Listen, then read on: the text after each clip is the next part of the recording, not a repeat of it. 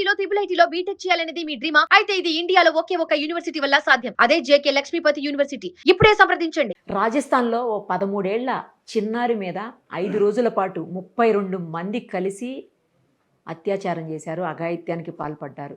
అత్యంత నీచమైన, హేయమైన ఘటన ఇది. దీని మీద అసలు ఏం మాట్లాడాలి, ఎలా మాట్లాడాలో కూడా అర్థం కావట్లేదు. అలాగే అలాంటి నీచులకి ఎంత శిక్ష వేసినా అది తక్కువే అవుతుంది. బట్ చట్టం దృష్టిలో అయితే ఒక శిక్ష ఉంటుంది, అదైతే ఖచ్చితంగా పడుతుంది. వాళ్ళు దాని నుంచి అయితే తప్పించుకోలేరు. ఇదే విషయం మీద మనతో మాట్లాడడానికి ప్రముఖ సైకియాట్రిస్ట్ డాక్టర్ కళ్యాణ్ చక్రవర్తి గారు ఇప్పుడు మనతో పాటు ఉన్నారు. ఒకసారి ఆయనతో మాట్లాడదాం. డాక్టర్ గారు నమస్తే అండి. నమస్తే మేడం.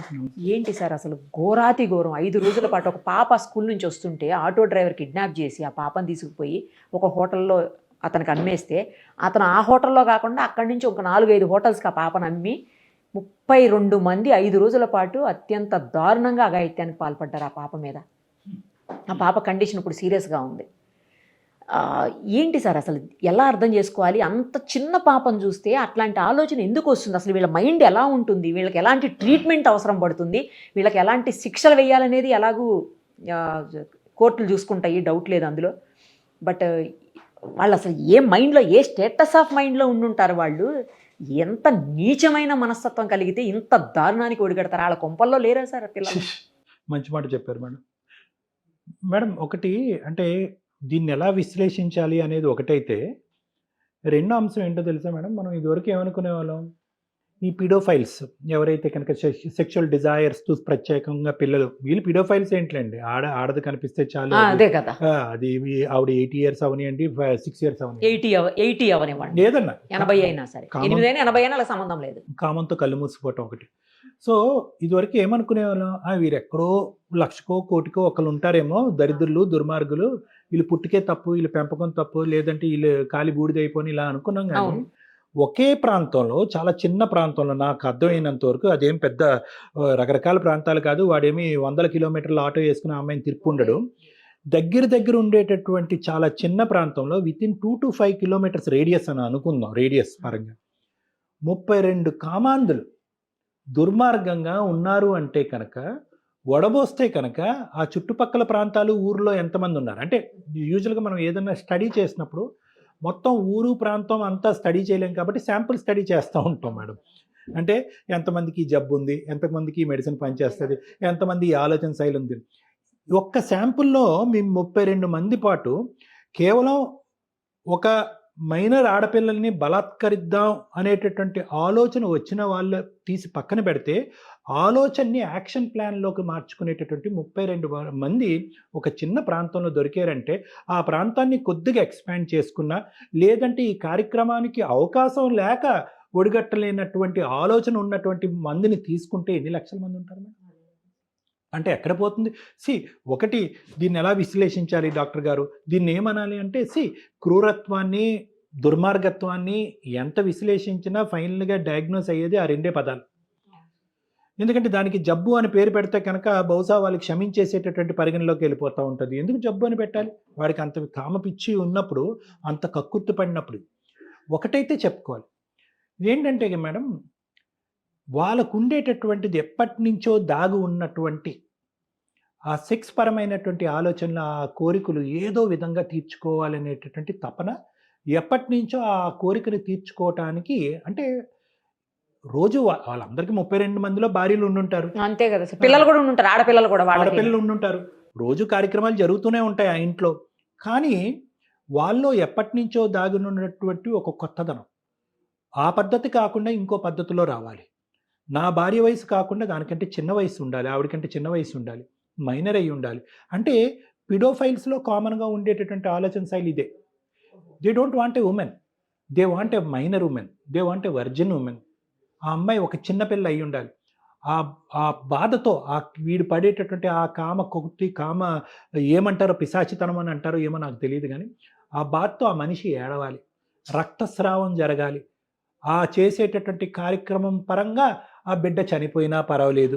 అంటే పిడోఫైల్స్కి సహజంగా ఉండేటటువంటి ఈ భయంకరమైనటువంటి వికృతిపరమైనటువంటి ఆలోచన శైలి ఈ విధంగా ఉంటుంది. అలాంటి వాళ్ళు మనందరికీ ఈరోజు ఆశ్చర్యపడి బాధ కలిగే అంశం ఏంటంటే 32 మంది ఉన్నారు అక్కడ. ఒక చిన్న ప్రాంతంలో 32 మంది ఉన్నారు అంటే, ఆ చుట్టుపక్కల ప్రాంతాలు గాని, అదే శాంపుల్ సైజ్ రకరకాల ప్రదేశాలు తిరిగితే ఎన్ని లక్షల మంది ఉన్నారు. సో, అణిచివేసినటువంటి వికృతమైనటువంటి ఆలోచన శైలికి ఒకేసారి ప్రెషర్ కుక్కర్ మించి లిడ్ తీస్తే ఎలాగైతే పేలుతదో, ఆ విధంగా వీళ్ళందరూ కూడా ఒకేసారి ఆ అమ్మాయి మీద దుంకి బలాత్కారం చేశారు. ఇది నంబర్ 1. నంబర్ 2 పాయింట్ ఏంటో తెలుసా మేడం?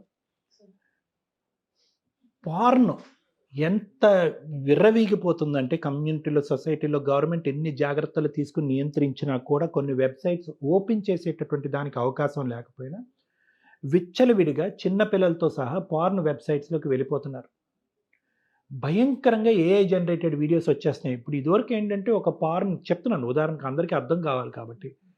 ఒక పార్న్ ఒక సెక్స్ పరమైనటువంటి ఒక వీడియో తీయాలి అంటే కనుక దాన్ని కెమెరాలు చేయాలి, హోటల్ ఎత్తుక్కోవాలి, క్యాండిడేట్లు ఎత్తుక్కోవాలి, వాళ్ళకి డబ్బులు ఇవ్వాలి. సింపుల్గా కంప్యూటర్ మీద పార్న్ మూవీ అయిపోతుంది మేడం. ఏఐతో జనరేట్ అయిపోతుంది. అరగంటలో మూవీ వచ్చేస్తుంది. అది విచ్చలవిడిగా ప్రచారం అయిపోతుంది. అందులో అతి వికృతమైనటువంటి ఊహకు కూడా అందనటువంటి ప్రక్రియలు, అలవాట్లు, ఎవరు బంధువుల్లోనే బంధువులకు ఉండేటటువంటి ఇది వయస్సు భేదం లేకుండా. ఇటువంటిది వచ్చేటప్పటికి ఏమవుతుందంటే బహుశా ఈ 32 మెంబర్స్లో చాలా వరకు most of them will be around the age of 18 to 25 or 30 years. అంతకంటే తక్కువ 18 కంటే తక్కువ ఉన్న మైనర్స్ ఎంతమంది ఉన్నారో డేటా మనం చూడలేదు. వీళ్ళందరికీ ఏంటంటే ఈ చూసి దీన్ని ఎక్కడో చోట మనం ఎక్స్పెరిమెంట్ చేయాలి. చేస్తే అలా ఉంటుంది. అది ఒకటి. రెండోది ఏంటంటే తెలుసా మేడం, ఈ కామం అనేటటువంటిది, ఈ పిడోఫీలియా అనేటటువంటిది ఒక మాస్ హిస్టీరియా లాంటిది అనమాట. అందులో ఆ 32 మందిలో ఒక 50% మంది ఏం ఉండదురా అని చేసేవాళ్ళు, ఇంకో 50% మంది పరిణామాల గురించి కొద్దో గొప్ప ఆలోచించేటటువంటి బ్యాచ్. ఈ రెండో బ్యాచ్ని ఫస్ట్ బ్యాచ్ భయంకరంగా ఇన్ఫ్లుయెన్స్ చేస్తాడు. వాడు చేసి తప్పించుకున్నాడు, వీడు చేసి తప్పించుకున్నాడు, మనం అనుభవిద్దాం, తప్పించుకుందాం. So hysteria. సరే, ఏదైనా తప్పే, నేరం నేరమే, ఘోరం ఘోరమే కాదనట్లేదు. కానీ ఆ వికృతమైనటువంటి పీడోఫైల్స్కి ఉండేటటువంటి ఆలోచన శైలి, ఒకరిని చూసి ఇంకోళ్ళు కాపీ కొట్టాలనేటటువంటి ఆలోచన శైలి, ఎప్పటి నుంచో ఈ పార్న్ వీడియోస్ ఇవన్నీ చూసి దాన్ని రియల్ టైంలో మనం ఇంప్లిమెంట్ చేస్తే కనుక దాని అనుభవం ఎలా ఉంటుంది అనేటటువంటి వికృతమైనటువంటి ఆలోచన శైలి. ఇది మనకు అర్థమయ్యేటండి. వీళ్ళని మార్చగలమా మేడం? మీరు చాలా మంచి మాట అడిగారు నిరుపమ గారు. మార్చగలమా అంటే కనుక ఇలాంటి వాటికి ట్రీట్మెంట్లు, కౌన్సిలింగ్లు ఉండవు మేడం. ఎన్ని లక్షల మందికి పనిగట్టుకుని కౌన్సిలింగ్ చేస్తారు?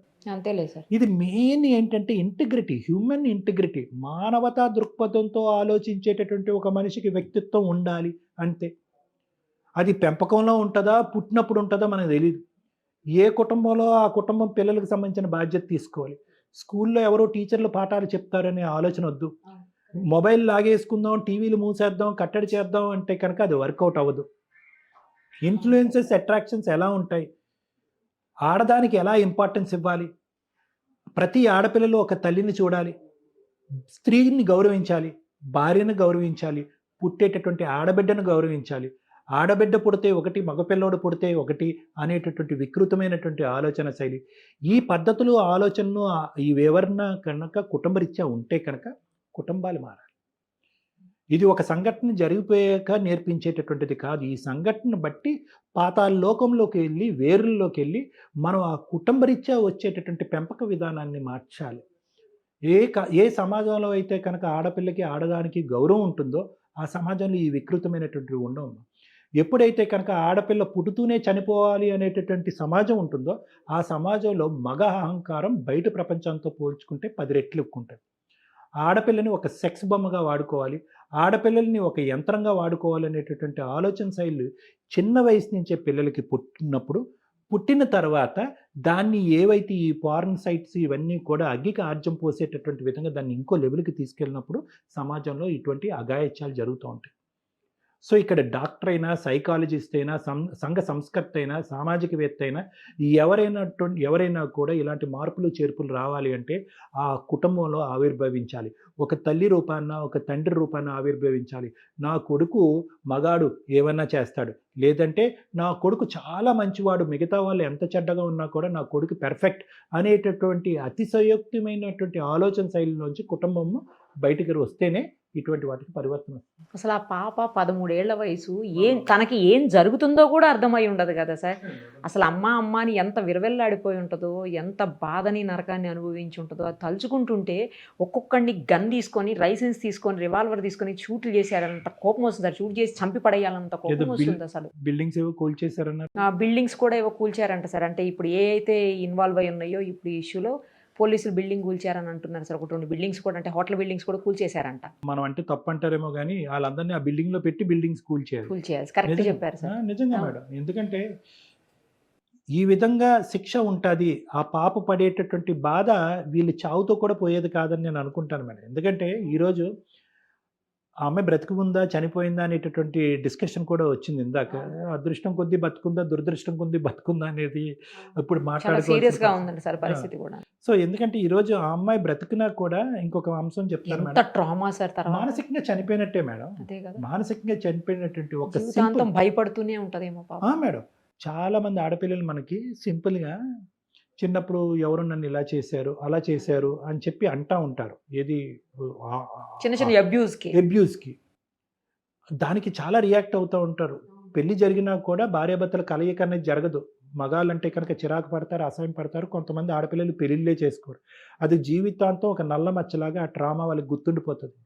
ఇప్పుడు ఈ పాపకి ఎంత మచ్చ మేడం, తన మానసికంగా సమాజంలో ఎంత అమ్మాయి యొక్క ఐడెంటిటీని ఎంత గోప్యంగా ఉంచినా కూడా ఈరోజు ఆ అమ్మాయికి జరిగినటువంటి ట్రామాలో జీవితకాలంలో అమ్మాయి బయటపడదు మేడం. కళలు వస్తాయి, ఎందుకు బ్రతకాలనే డిప్రెషన్ వస్తుంది, సూసైడ్ రిస్క్ భయంకరంగా ఉంటుంది. ఆ అమ్మాయికే కాదు, ఆ అమ్మాయి కన్నటువంటి తల్లిదండ్రులకి, సమాజం వాళ్ళతో మాట్లాడేటటువంటి విధానానికి.